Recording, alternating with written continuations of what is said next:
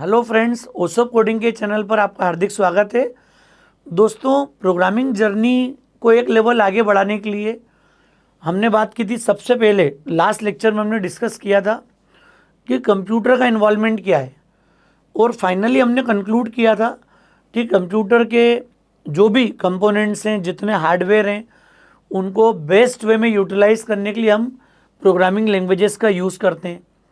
हर language का अपना अपना पावर हो सकता है, लेकिन हमने एक बात आपको याद होगा, हमने बोला था computer is also a combination of hardware and software. और हार्डवेयर मतलब तो सिर्फ फिजिकल कंपोनेंट थे, और सॉफ्टवेयर मतलब प्रोग्रामिंग पार्ट। उस मिनिमम रिक्वायर्ड सॉफ्टवेयर को हम कहते हैं ऑपरेटिंग सिस्टम।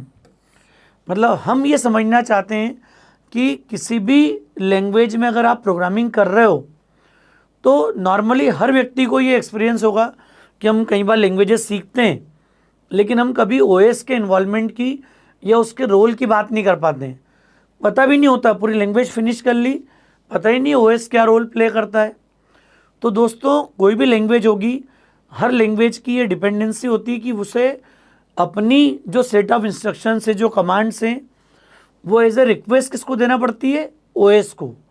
और फिर ऑपरेटिंग सिस्टम उस लैंग्वेज की रिक्वेस्ट को प्रोसेस करता है, and that time your operating system will instruct to the hardware. तब वो जाके मशीन को इंस्ट्रक्ट करेगा, सीपीयू को, मेमोरी को, इनपुट आउटपुट डिवाइस को। तब जाके हम लोग प्रोग्राम को रन कर पाते हैं, चला पाते हैं। और कई बार हम लैंग्वेज सीख भी लेते हैं, लेकिन ये सब बेसिक बातें हमको नहीं पता होती। तो हमारी कोशिश ये होती है कि हमेशा किसी भी लैंग्वेज को सीखने से पहले हम ये समझ लें कि ऑपरेटिंग सिस्टम का रोल क्या है। आज मैं संक्षिप्त में, बहुत शॉर्ट में आपसे इन पॉइंट्स को डिस्कस करूंगा।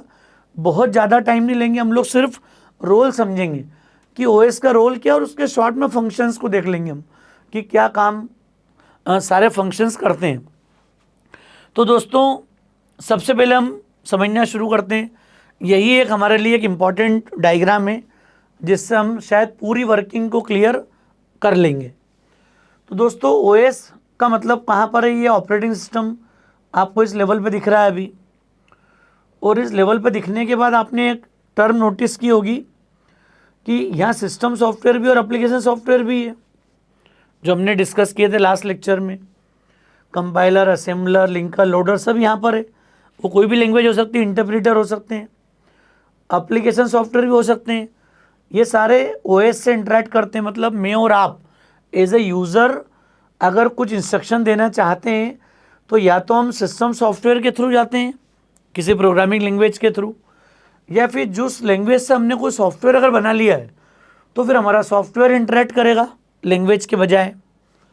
जब हम इन तरीक़ों से ओएस से इंटरेक्ट करेंगे तो फिर ओएस अपनी इंस्ट्रक्शन किसको देता है? हार्डवेयर को।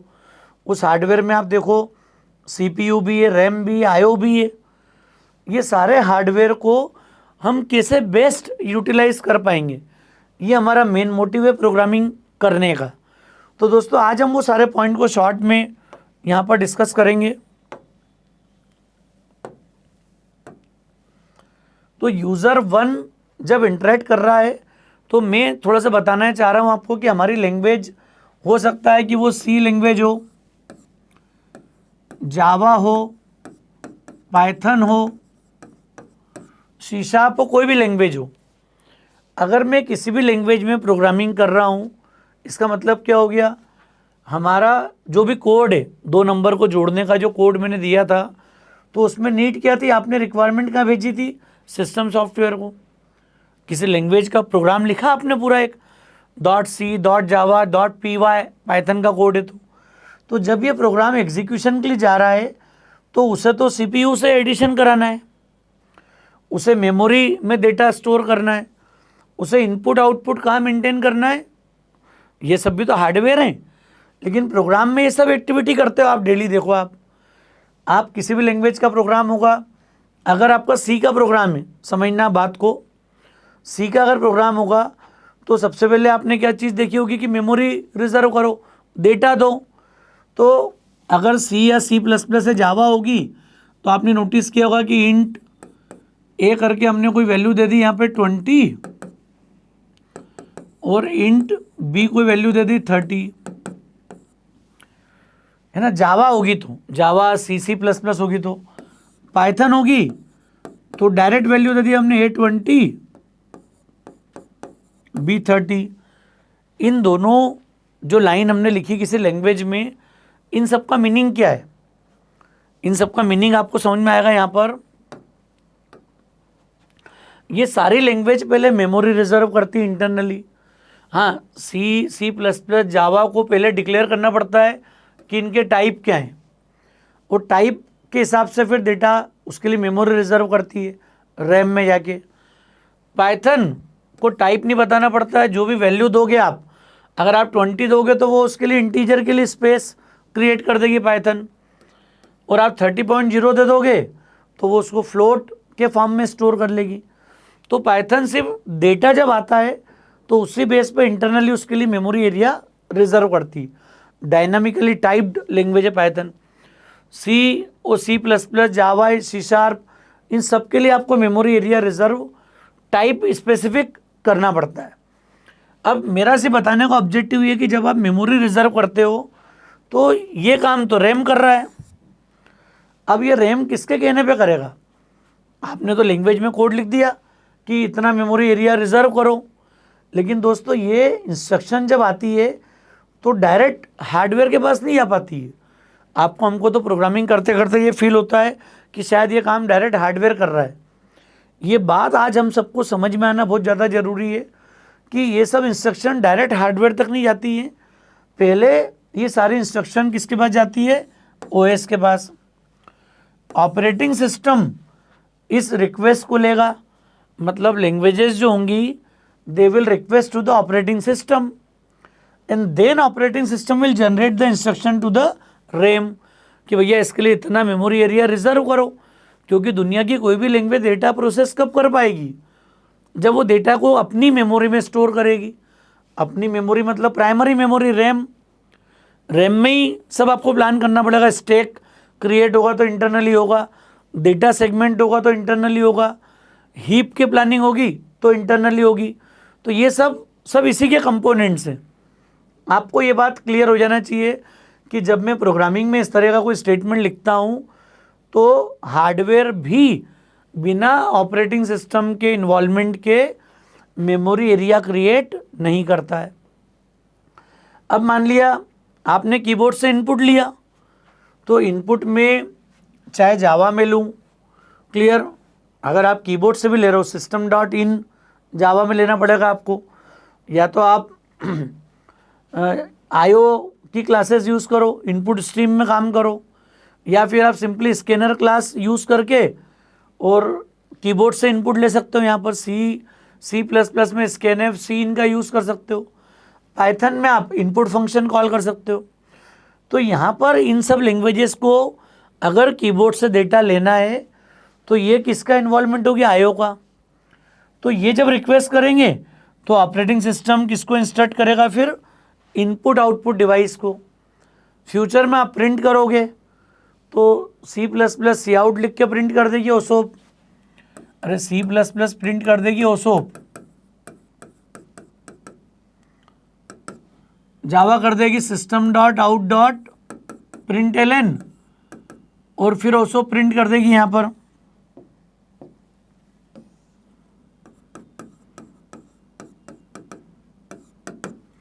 Python direct print function call कर लेगी। पाइथन में वेरिएशंस भी हैं, सेमीकोलन की नीड नहीं यहाँ पर। तो लैंग्वेज कोई भी हो, जावा हो, सी में प्रिंटफ फंक्शन यूज़ कर लेंगे हम। इन सब का मोटिव क्या है? ये सब कमांड, ये सब तरीके अलग अलग है, आप नोटिस करो इस बात को। हर लैंग्वेज एक तरीका यूज़ कर रही है मॉनिटर पे कुछ डिस्प्ले करने के लिए। अब मॉनिटर तो हार्डवेयर है और हार्डवेयर की चाबी किसके पास है? OS के पास। तो जब लैंग्वेज कुछ प्रिंट करने के लिए देती है तो ये सारी इंस्ट्रक्शन जो है फाइनली किसके पास जाती है? OS के पास। Then operating system will generate instruction to the monitor. तब जाके आप ये ओसोप कहाँ प्रिंट कर पाओगे? मॉनिटर पे। समझ में आ गया होगा दोस्तों आपको कॉन्सेप्ट थोड़ा सा, कि लैंग्वेज कोई भी हो, कैसे भी इंस्ट्रक्शन हो, आईओ इंस्ट्रक्शन होगी तो भी ओएस का इन्वॉल्वमेंट है। अब अगर मैंने A+B की बात करी कि A+B ऐड कर लो, अब ये C++ जावा में होगा तो सेमीकोलन आ जाएगा, पाइथन में होगा तो अगर इनपुट में आपने ट्रांसलेशन कर दिया तो भी असाइन हो जाएगा रिजल्ट। तो कोई भी लैंग्वेज जब एडिशन ऑपरेशन परफॉर्म करेगी, मल्टीप्लिकेशन ऑपरेशन परफॉर्म करेगी, तो ये काम कौन करता है? CPU। अरे मैथमेटिकल ऑपरेशन कौन परफॉर्म करेगा? That is arithmetic logic unit internally. तो CPU जब कोई मैथमेटिक्स करेगा तो CPU भी किससे इंटरेक्ट करेगा? अरे CPU को इंस्ट्रक्शन कौन जनरेट करेगा? तो दैट इज अगेन OS। तो लैंग्वेज ने अगर ये सब input, output, memory request, processing speed, आप देखो हर लैंग्वेज में ये सब मिलेगा आपको। आप दुनिया की किसी प्रोग्रामिंग लैंग्वेज में काम कर लो, पुराने ज़माने की फोर्ट्रेन, कोबोल, पास्कल, उनको उठा लो, विजुअल बेसिक को उठा लो, आज के ज़माने की सारी लैंग्वेजेस ले लो, और जो आने वाली मार्केट में वो भी यही करेंगी। क्यों ये सब करेगी? क्योंकि फंडामेंटल वही है। आज आपको हमको क्लियर होना जरूरी है कि बिना ऑपरेटिंग सिस्टम के इन्वॉल्वमेंट के नथिंग विल बी पॉसिबल।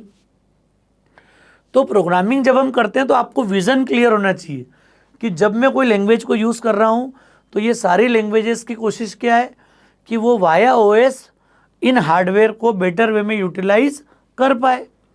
जितना बेस्ट में इसको यूटिलाइज कर पाऊँगा उतना हमारी लैंग्वेज स्ट्रांग मानी जाएगी, उतनी पावरफुल मानी जाएगी, उतना उसको उसकी कैपेसिटी, उसकी प्रोसेसिंग कैपेसिटी को हम मतलब समझ पाएंगे क्या उसकी ताकत है।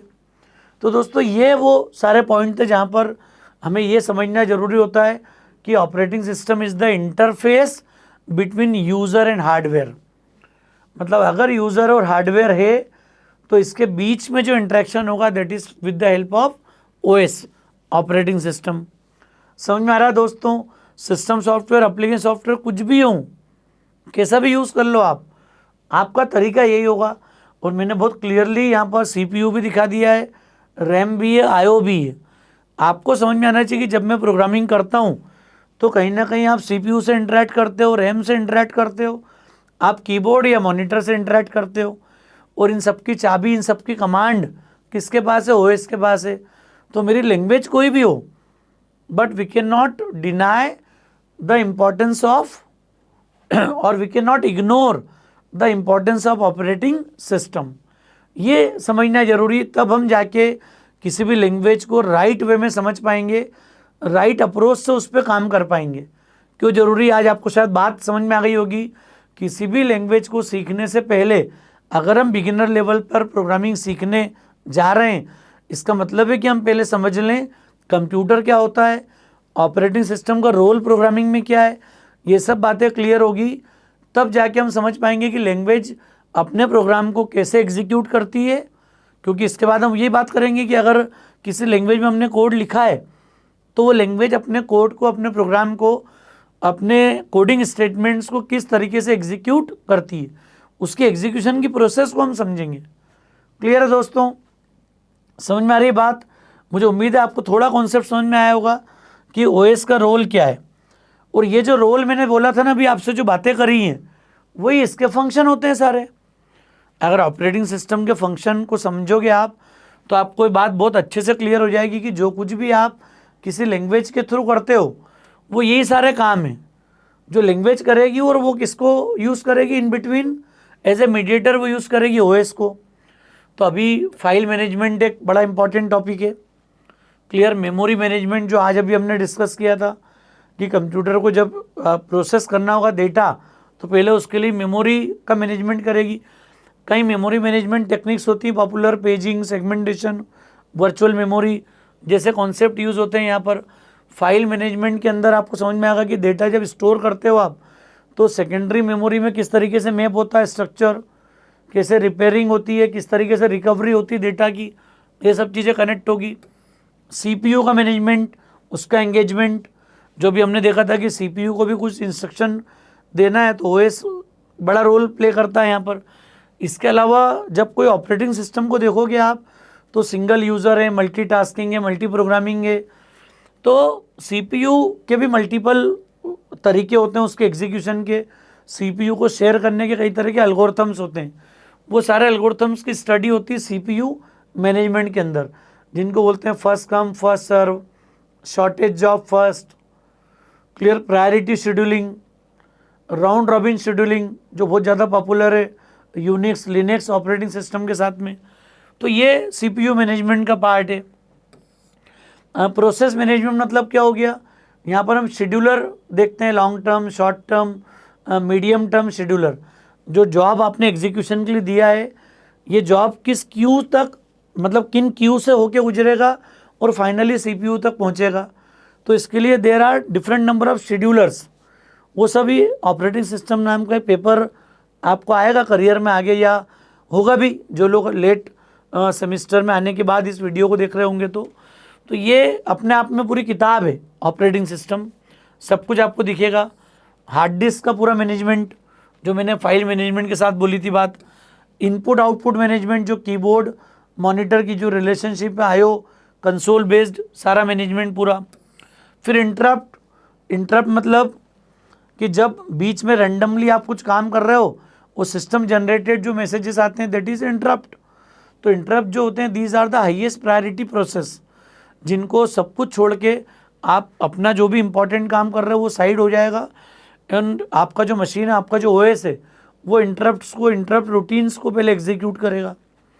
तो ये वो सारे तरीके थे, सारे फंक्शंस हैं जो ऑपरेटिंग सिस्टम के साथ हमें थोड़ा जानकारी होना ज़रूरी है। मैंने सिर्फ नाम ऑलमोस्ट बोले हैं, अपने आप में पूरी किताब है ये। तो जब हमारी जो डीएसए और कैंपस की जो सीरीज़ होगी, जिसमें हम लोग कोशिश करते हैं कि थोड़ा सा नेटवर्किंग, थोड़ा operating system, basic electronics, DSA के अलावा डेटाबेस, इन सब चीज़ों पे भी हम कवर करेंगे। उन सब पे भी कोशिश करेंगे कि कुछ डिटेल्ड लेक्चर्स हों, जिससे आप अगर डिटेल्ड जब कॉन्सेप्ट को समझ लोगे तो आपको ड्रीम आईटी एमएनसी को क्रैक करने में हेल्प मिलेगी। तो दोस्तों आज इस लेक्चर से आपको क्लियर हुआ होगा कि ऑपरेटिंग सिस्टम का रोल क्या है। हम किसी भी लैंग्वेज को जब आगे पढ़ने जा रहे हैं तो ओएस का इन्वॉल्वमेंट आज आपको क्लियर हो गया होगा। ये इन्वॉल्वमेंट समझना क्यों ज़रूरी था ये भी आपको आज पॉइंट अच्छे समझ में आ गया होगा। मुझे उम्मीद है अगर लेक्चर आपको ठीक लगेगा तो आप अपने फ्रेंड्स के बीच में इसको ज़रूर शेयर कीजिएगा। ओसोप कोडिंग के चैनल को अगर आपने सब्सक्राइब नहीं किया है तो याद से इसको सब्सक्राइब कीजिए। आप बेल आइकॉन को ज़रूर प्रेस कर लें जिससे आप हमेशा नोटिफाइड रहें। थैंक्स अ लॉट दोस्तों।